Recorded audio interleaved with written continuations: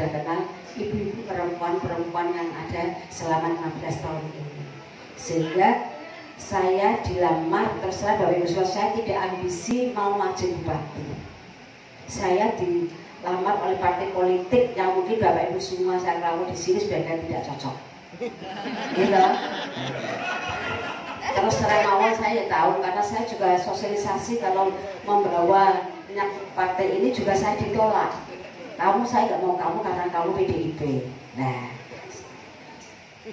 akhirnya saya dilamar PDIP 1 kali saya tolak Bapak Ibu semua. Karena apa? Tidak mudah menjadi seorang bupati memimpin Kabupaten Sleman. Profesornya ribuan, doktornya puluhan ribu, kampusnya lebih dari 50, mahasiswanya 300.000, hotelnya dan lain sebagainya. Kok tidak pernah diatur istri? Nah, saya disuruh istri saya untuk tidak berdiri, ya saya. Jadi betapa wanita itu memang ditakdirkan untuk dominan, Pak. Itu sudah memang kepala rumah tangga itu bapak ya, tapi manajer itu kan ibu. Nah, kalau manajer itu kan jadi bapak direktur, ibu manajer. Saya sangat meyakini Ari Jalu Kawamena Alanisa, karena itu dalam agama kita. Jadi di dalam rumah tangga memang kita harus tunduk taat pada suami ya, tapi di luar ya kita berharap suami kita bisa mengerti kita.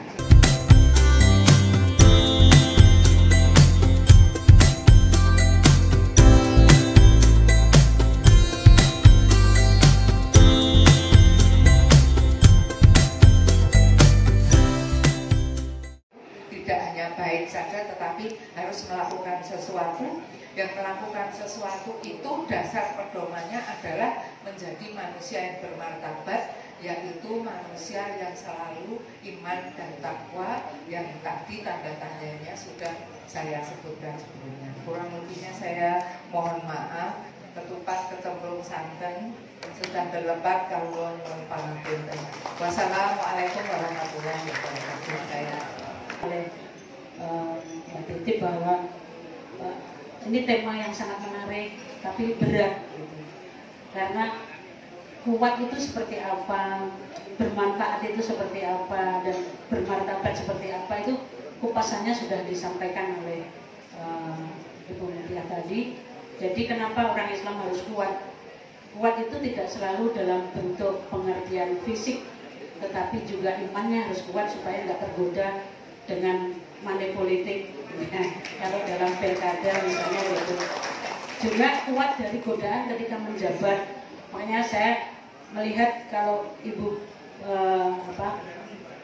Ibu Kustini beliau terpilih menjadi kepala daerah itu luar biasa menurut saya, karena jabatan politik itu sangat rentan berhadapan dengan kekuasaan, baik terhadap masyarakatnya maupun dengan pemerintah di atasnya.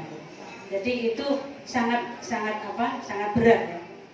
Jadi mungkin kita kalau bisa ya memberikan kontribusi gitu ya kepada kepemimpinan Ibu Bupati, karena memang godaan untuk katakanlah seperti yang terjadi sekarang di tetangga kita di kota Yogyakarta itu juga karena nggak kuat imannya.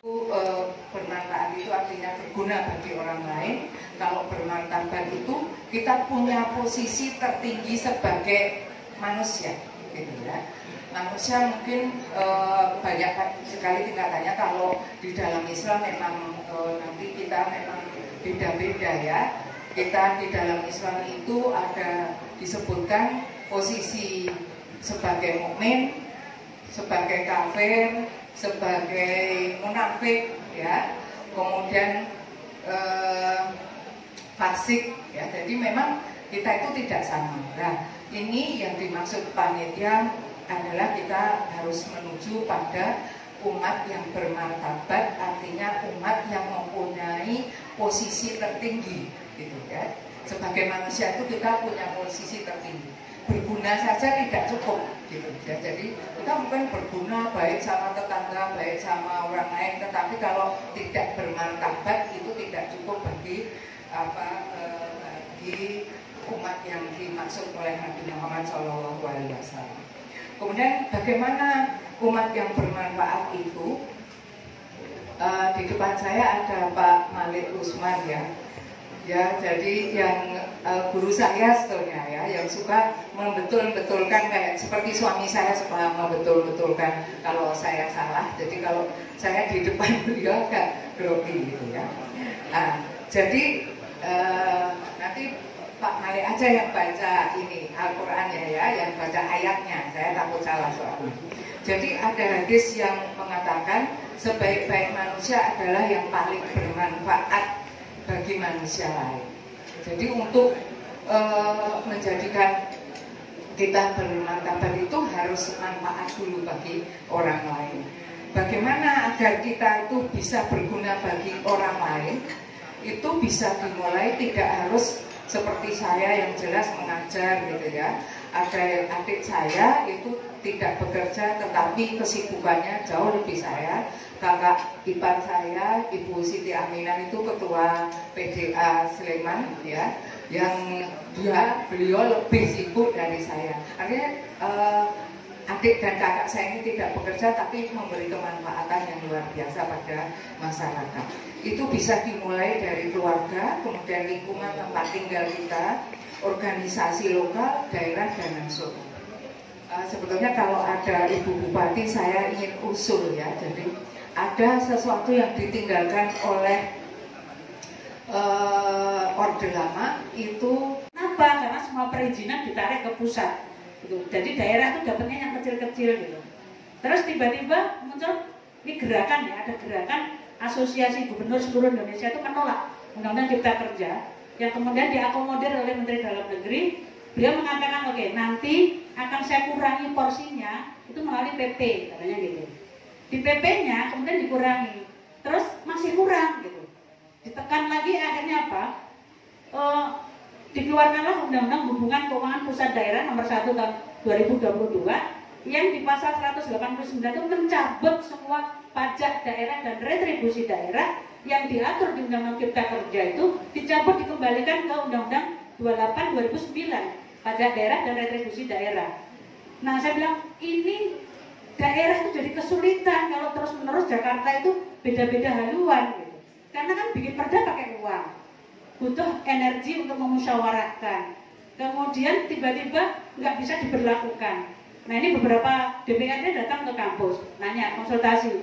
Lantas kita gimana Prof? Boleh nggak menggunakan perda yang kita buat ketika Undang-Undang Cipta Kerja? Saya bilang nggak bisa.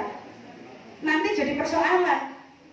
Berganti di 2024 nanti bisa jadi tersangka karena akan ditelusuri sejak ketika dibuat dulu gitu. Nah kalau digantungkan lantas apa? Nah, saya bilang coba tanya ke Menteri Dalam Negeri. Menteri Dalam Negeri hanya mengeluarkan surat edaran bahwa perda-perda itu tetap boleh diberlakukan. Mereka tanya lagi, surat edaran itu peraturan atau bukan? Bukan gitu kan. Jadi resiko ditanggung sendiri masing-masing daerah gitu. Jadi ada banyak hal yang saya bisa membayangkan bagaimana kemudian Ibu Bupati ini mengendalikan pemerintahan di Sleman yang kaya raya gitu ya, di kabupaten yang paling kaya dibandingkan kabupaten lain, yang itu mungkin juga kita perlu berkontribusi. Tadi Pak Bambang bagus sekali kapan-kapan untuk sowan gitu ya, kemudian menjalin kerjasama dengan Pemda, dengan DPRD, sebatas mungkin kita memberikan masukan atau menjadi pihak yang kalau bahasanya itu tadi ya, kita amar ma'ruf nahi mungkarnya ya dari apa yang kita bisa lakukan gitu. Saya kalau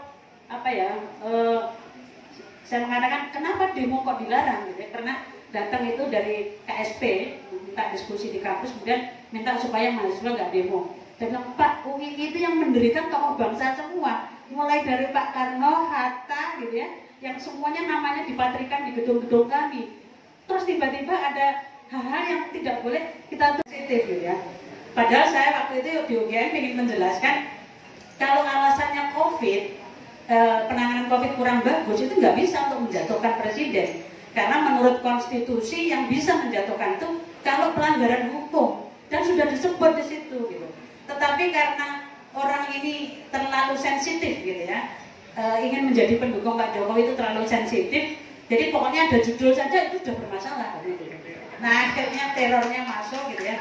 Saya waktu itu diminta diwawancari wartawan, saya nggak mau. Saya mengatakan saya tidak bisa kalau diwawancarai karena itu waktu saya untuk saya kontemplasi dan saya harus istighfar terus ya. Kenapa kok saya dapat musibah gitu. Nah kalau Pak Mahfud malah guyon gitu ya, karena Pak Mahfud kemudian ngutus staf khususnya datang ke rumah, katanya suruh lihat kamu sehat enggak katanya gitu. Kenapa? Sekarang selfie mau saya kirimkan gitu, untuk laporan gitu. Tapi kan kamu malah jadi terkenal katanya. Pak saya nggak minta itu gitu ya. Saya stres ketika diteror dibunuh itu, saya stres gitu. Karena ketakutan luar biasa sampai ke pasar saya nggak berani sampai 3 bulan gitu ya. Padahal di rumah sudah dijagain oleh teman-teman TNI gitu ya. Udah kalau mau pergi kita antar Bu gitu. Enggak Pak gitu. Nah ternyata menjaga marwah martabat gitu ya. Itu nggak gampang gitu. Karena godaan tawaran jabatan juga banyak, tawaran uang juga banyak, gitu, kesempatan juga banyak. Tetapi tadi saya sepakat dengan Bu Titi tadi, integritas itulah yang sebenarnya menjadi kunci apakah kita akan menjatuhkan marwah yang kita punya atau tidak. Kebetulan saya di kampus tuh ada Pak Busro gitu ya, yang setiap pagi sampai saya ketakutan sendiri gitu ya, setiap pagi pasti ngirim gitu ya, entah video, entah perintah gitu ya, kok diem aja, kok nggak demo gitu. Terus Pak saya udah tua, siapa bilang demo itu harus anak muda? Oh iya Pak, siapa? Gitu. Saya cari mahasiswa, ini perintah dari guru saya, sekarang saya ajari dulu topiknya ini, materinya ini, nanti demo ngomong tentang ini gitu. Kenapa Bu? Kita kan harus izin orang tua gitu. Nah sekarang anak sekarang susah karena mesti harus telepon dulu. Mah disuruh dosennya untuk demo, nggak usah katanya. Bu ke mama nggak boleh gitu. Ya sudah selesai, akhirnya dosennya sendiri gitu ya. Kebetulan dekan saya itu Pak Jamil, jadi kita suruh demo, dosennya demo semua gitu ya.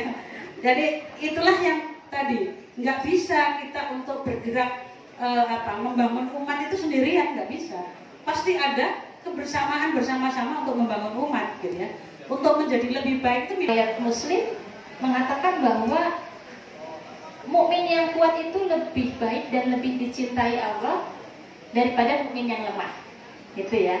Nah, dalam hadis lain dari Abu Hurairah radhiyallahu anhu, ketika beliau bersama Rasulullah, beliau mendengar, gitu, Rasul bersabda bahwa orang yang kuat itu ternyata bukan kuat fisiknya, gitu ya, bukan kuat pandai berkelahi gulat, gitu ya, di situ dikatakan. Dan para sahabat bertanya, lalu yang seperti apa yang kuat itu? Beliau menjawab, yaitu orang yang mampu menguasai dirinya ketika marah. Gitu. Tadi juga sudah disinggung Bu Titi ya. Masya Allah gitu. Jadi kalau dalam istilah psikologi mungkin punya regulasi emosi yang baik gitu ya. Bayangkan misalnya sebagai entah itu sebagai pemimpin umat, apalagi pemimpin di dalam keluarga gitu ya. Berapa banyak kasus terjadi di dalam rumah tangga yang berujung begitu ya pada hal yang tidak diinginkan karena masing-masing pihak tidak memiliki kemampuan untuk menahan, mengelola atau mengendalikan emosi gitu ya. Nah, artinya di sini Rasul dengan sangat cerdas gitu ya, dan ini juga sudah diteliti oleh para ilmuwan bagaimana kecerdasan emosional itu berkontribusi terhadap kesuksesan melebihi kecerdasan intelektual gitu. Dan itulah orang yang kuat gitu. Ya, tentu saja banyak definisi kuat lainnya gitu ya, tetapi